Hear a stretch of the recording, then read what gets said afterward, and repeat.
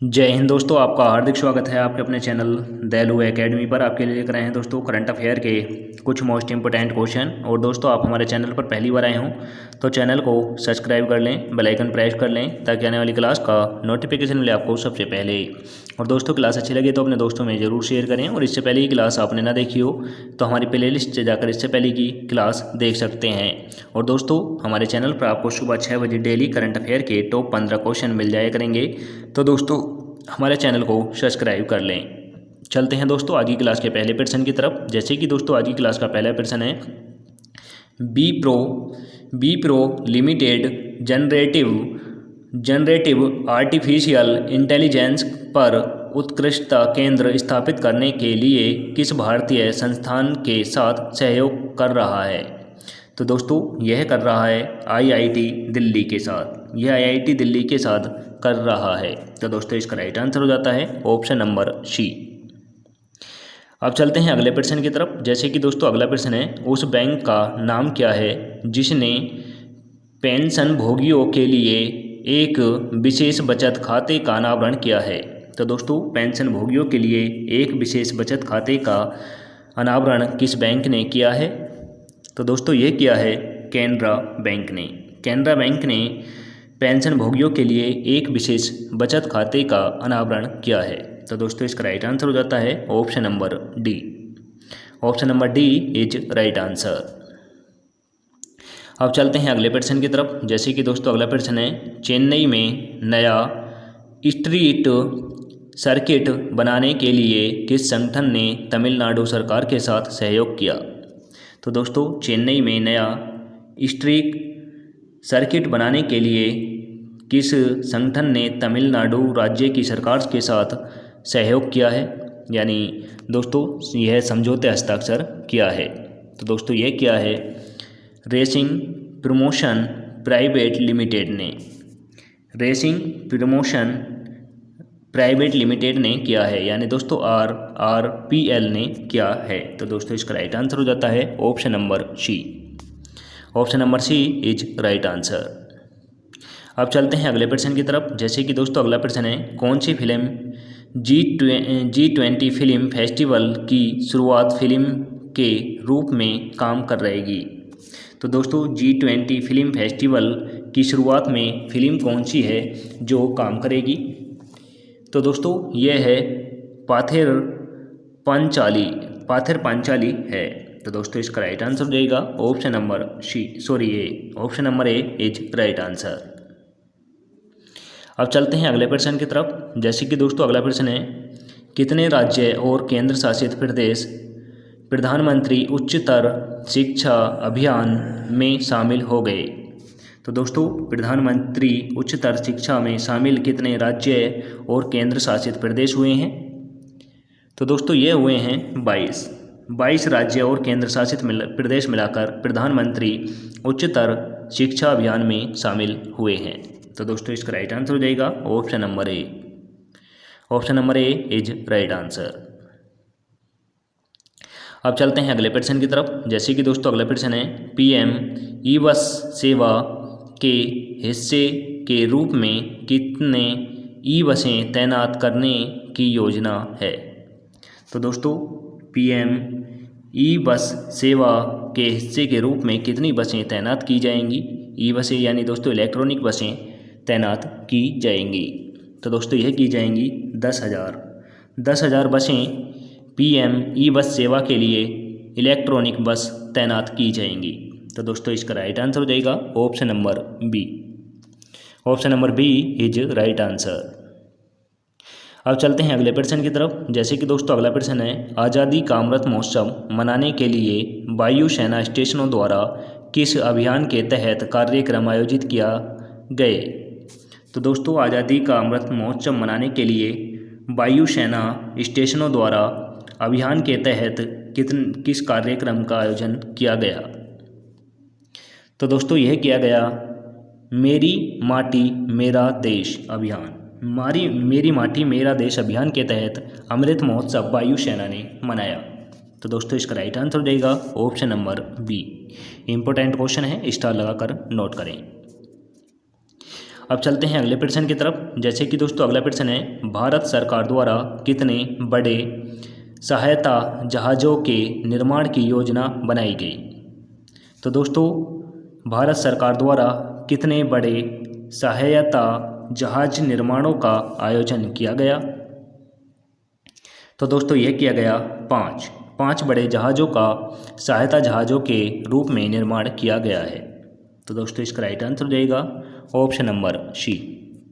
Option number C is right answer.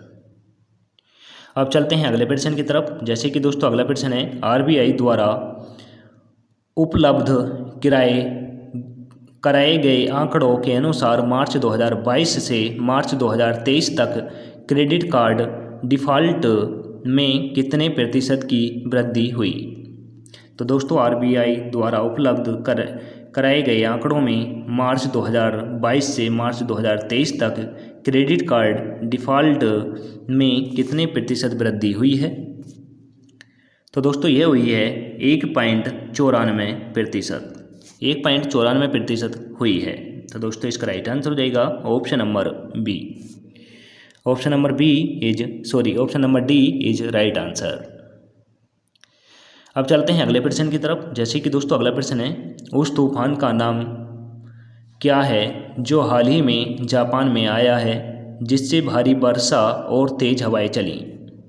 तो दोस्तों Japan में आए तूफान का क्या नाम है इससे भारी वर्षा और तेज़ हवाएं चली हैं? तो दोस्तों जो जापान में तूफान आया था उसका नाम है टाइफून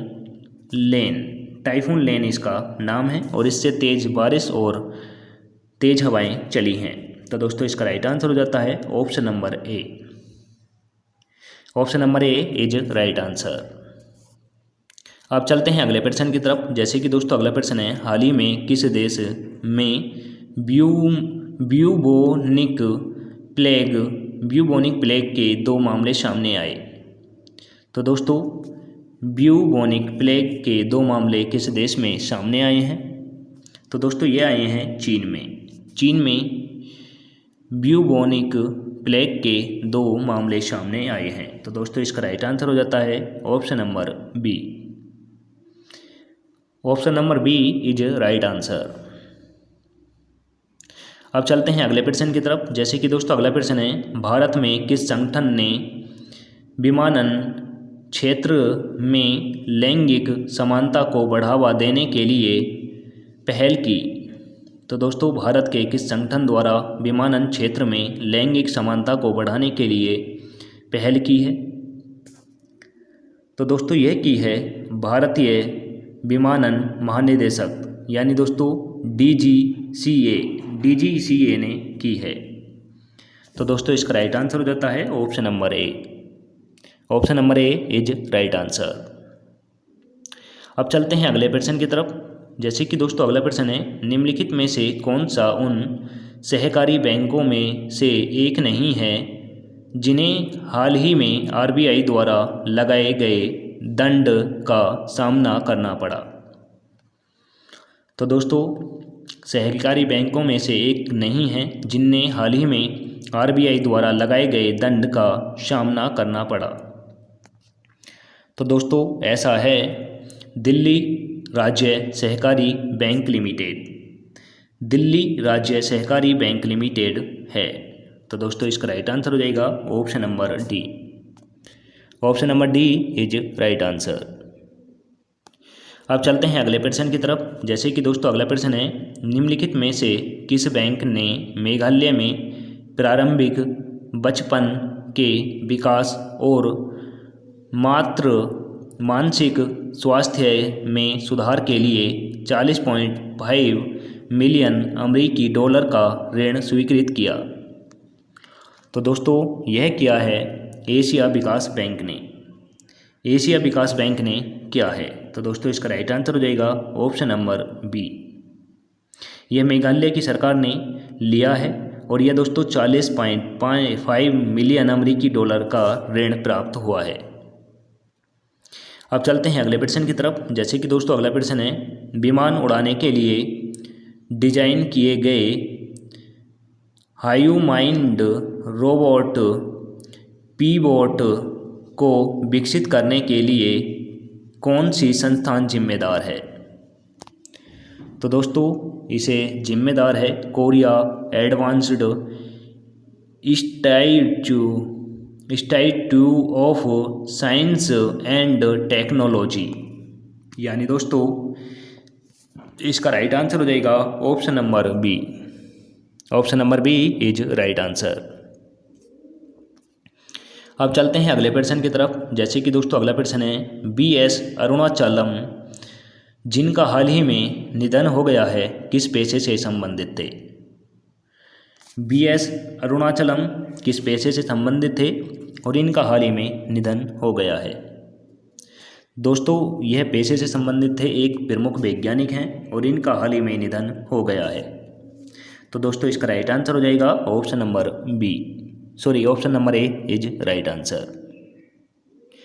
अब चलते हैं अगले प्रश्न की तरफ। जैसे कि दोस्तों अगला प्रश्न है हुंडई मोटर की भारतीय सहायक कंपनी किस कंपनी के तालेगांव संयंत्र का अधिग्रहण करने की योजना बना रही है?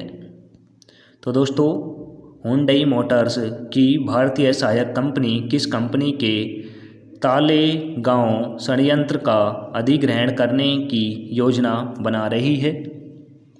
तो दोस्तों ये बना रही है जनरल मोटर्स बना रही है। तो दोस्तों इसका राइट आंसर हो जाएगा option number B. Option number B is right answer.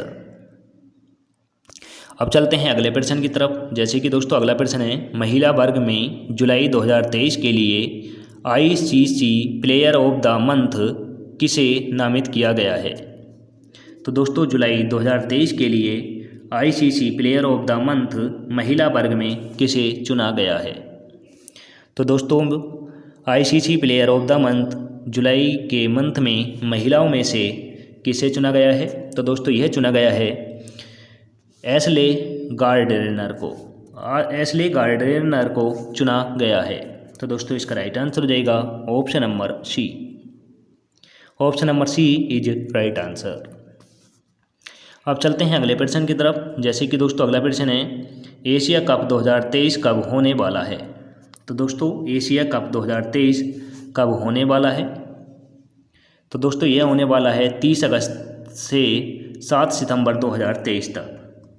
30 सितंबर से 7 अगस्त 2023 तक होने वाला है। तो दोस्तों इसका राइट आंसर हो जाएगा option number A. Option number A is right answer. Asia cup 2023 30 अगस्त से 17 सितंबर 2023 तक होगा। अब चलते हैं आज की क्लास के लास्ट क्वेश्चन की तरफ। जैसे कि दोस्तों आज की क्लास का लास्ट क्वेश्चन है हाल ही में प्रधानमंत्री नरेंद्र मोदी द्वारा शुरू की गई विश्वकर्मा योजना से किस श्रेणी के व्यक्तियों को लाभ होगा? तो दोस्तों हमारे देश के प्रधानमंत्री नरेंद्र मोदी जी ने विश्वकर्मा योजना शुरू की है और दोस्तों इससे किस श्रेणी के व्यक्तियों को लाभ प्राप्त होगा? तो दोस्तों यह होगा कारीगर और शिल्पकारों को लाभ होगा। तो दोस्तों इसका राइट आंसर हो जाएगा ऑप्शन नंबर डी। विश्वकर्मा योजना से कारीगर और शिल्पकारों को लाभ प्राप्त होगा। अब चलते हैं दोस्तों इसी के साथ टेस्ट वाले क्वेश्चन की तरफ जिसका आंसर आपको कमेंट करके देना है।